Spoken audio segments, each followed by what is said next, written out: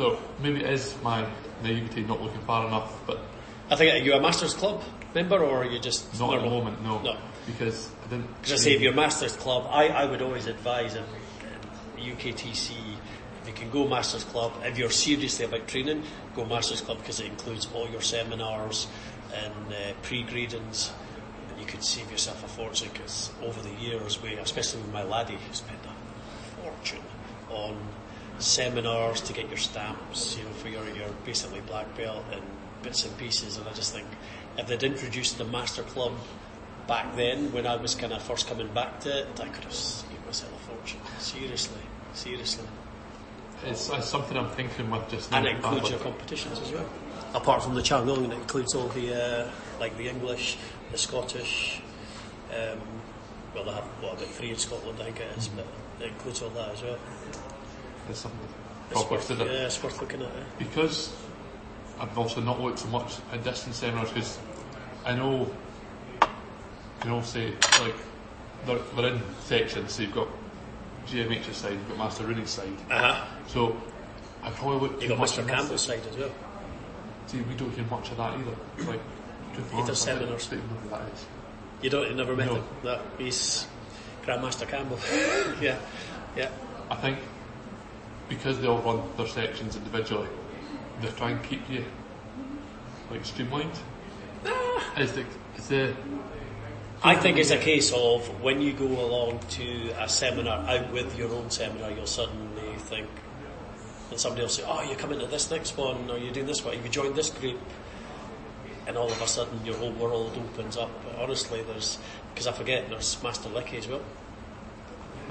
Master Lecky, basically, he does his own seminars, but it's always open to any UKTC. So really, and you've got Master Leon. Yeah, really? He does Scotland World Training. She's fucking hardcore. She's hardcore. So you've got Grandmaster Harkis, does a seminar. Master Clark, East Lothian, he does seminars. You've got Mark does seminars. T. Rooney's do seminars. Master Campbell does seminars. Mr. Murphy does seminars. And I dare say Mr. Kelly would probably be assisted in a seminar in yours. It's probably... What about Miss Stewart? No? Have you trained with Miss Stewart personally? I've trained alongside her at Black Belt. I get the feeling that age is possibly against her nowadays, is it? I would say attitude's against her. Yeah? Yeah. So, without going into much, that's where I trained a lot of brothers to start with. At the Active Tigers. And I used to spot the Active Tigers in some of her class, and it's just, I don't think her attitude's in it. Like, it's not the right way to improve somebody or stuff like that. Maybe. I'm not looking from a psychology perspective. I've done undergraduate degrees not in psychology. But the last time I seen Fiona, she had, I would say, has developed a tremor. Would I be right in saying that? Her hand was a wee bit. I'm not focused on that. Her head was a wee bit, and I was just wondering if she's onset Parkinson's or something. I don't know. It was just because I was watching a thing about Parkinson's last night, probably. But I did think of her at that time when I'd seen it, and there's something not quite right there. And her movement is definitely degraded in the last year or two. Definitely. I know she's made Taekwondo her life for a lot of years. I think maybe a little break to come back to it. You can, because it's a living now, isn't it? Yeah. That's the thing. That probably makes it hard. And that's one of our biggest problems you'll find in the UKTC. All the really, really good guys, I don't know, you've probably heard of Mr. Burgess. Kieran? Yeah. Sorry, I only know them by their first names because that's what they call them. Alright. If John or Mr. Lennon's talking about them, it's like, oh, you know Keir Burgess, and I'm like... So you've got Keir, Philip Chang, Mark, KC, the Northern Korean guy. They're all excellent technicians. Won't compete anymore. And the reason is, basically, back then it was either money or I've started my own classes now. This is my living. I don't really want to give this up. Because it means basically they're closing their classes for the week they're away competing or having somebody else look after them, and then sometimes when somebody steps in, people start to drop out and whatnot. So it's always going to be a problem to get a good WITF Scotland squad to get the creme de la creme, because even now they're starting with the youngsters. You know, if you're achieved your black belt and you're 17, 18, they kind of go, do you fancy being an assistant, or do you fancy taking your own classes now? You could start a class here and you could assist here, and they're kind of getting sucked into it. They're not really creating any iconic people. Mm-hmm. You know what I mean? More of a business championship sport. Yeah, that's it. But I do understand that side of it as well, because it's got to make money to obviously, yeah. But I spoke to Master Rooney about it 2-3 weeks ago when we were doing that Dunfermline, the one he was asking about.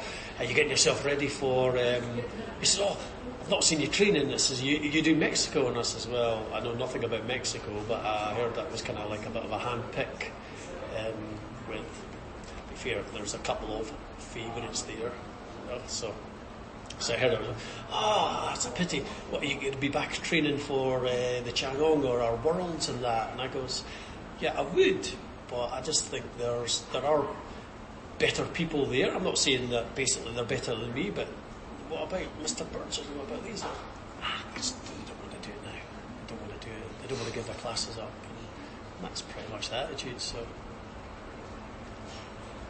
I don't think it's the right way to go personally.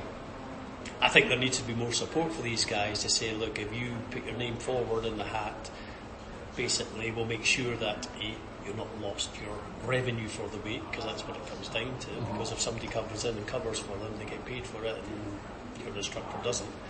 And basically, I think there just needs to be a bit more support network there. You know, we want the best of the best to be there from the UKTC to represent us.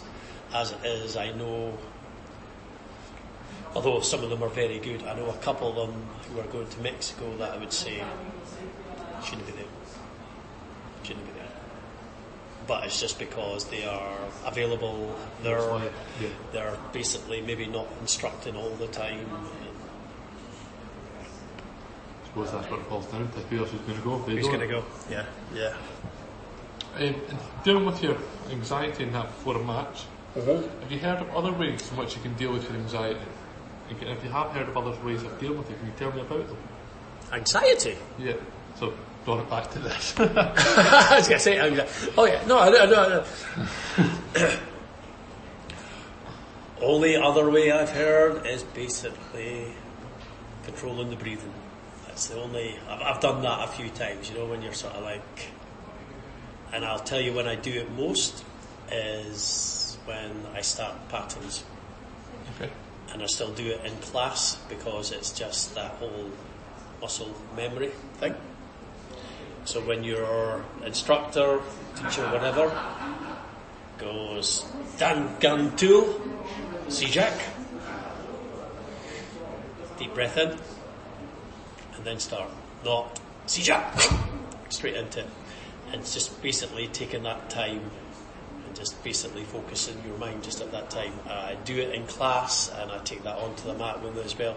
The guy could probably be 2 moves in front of me before I'll actually do my first move. Nope. And it's basically focuses the mind, it focuses the rhythm, because you thought, right, deep breath in, begin, and just get that rhythm flowing.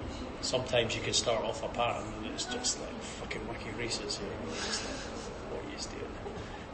Keep it in mind. That's probably a little wee tip for your patterns. Don't feel when you're competing you're not a mirror image of that other person. That person you're up in the mat with doesn't exist. It's you. Forget the judges in front of you. It's just you. Focus your mind. Basically, pass on. So that's the amount of times as well I've seen when it comes to randomised patterns, they'll shout a pattern and the guy's not been focused, and he'll start doing their own pattern. And then it's just a basically 0 pointer, just basically pack up and stop. It's not like you can start and stop again, stop and start again, sort of thing. So probably breathing control. Do you talk to yourself? I'm not saying you've lost it.